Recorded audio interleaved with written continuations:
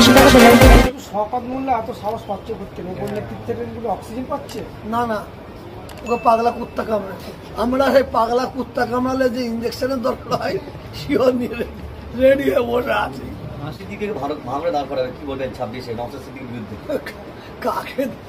ও ভাঙড়ে পাগলকে দাঁড় করাবে না ছাগলকে দাঁড় করাবে কি মানুষকে দাঁড় করাবে সেটা পলিটিক্যাল ব্যাপার, তাদের এই মুহূর্তে সবচেয়ে বড় খবর ব্রেকিং নিউজ আপনাদের কাছে চলে এসেছি। আমি এফএস আনারুল মিডিয়া। আজকে আপনাদের কাছে কিছু গুরুত্বপূর্ণ ভিডিও দেখাবো আমি পীরজাদা তোহা সিদ্দিকী চাচা চান।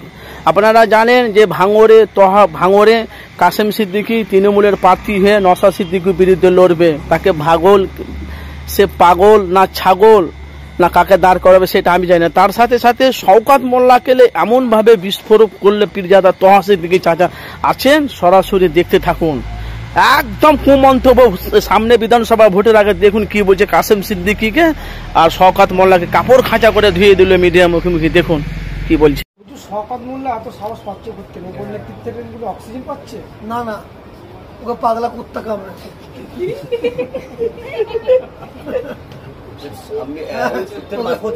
ওকে পাগলা কুত্তা কামড়েছে। হ্যাঁ, যেহেতু ওকে পাগলা কুত্তা কামড়েছে। আমার অসুরে কিছু আছে তাদের পাগলা কুত্তা কামড়েছে। তবে আমরা সেই পাগলা কুত্তা কামড়ালে যে ইঞ্জেকশনের দরকার হয় শিওর নিয়ে রেডি হয়ে বসে আছি। শিওর রেডি হয়ে বসে আছি।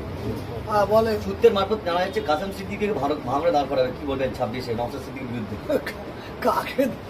ও ভাঙড়ে পাগলকে দাঁড় করাবে না ছাগলকে দাঁড় করাবে কি মানুষকে দাঁড় করাবে সেটা পলিটিক্যাল ব্যাপার, তাদের জিজ্ঞেস করুন না আমাকে কেন। আমি 2026-এ কি দাবি রেখেছিলাম, আমি 2026-এ সংখ্যা অনুপাত অনুযায়ী আমি 100টা সংখ্যালঘু সিট দেখতে চাইছি 296-টার মধ্যে। হ্যাঁ,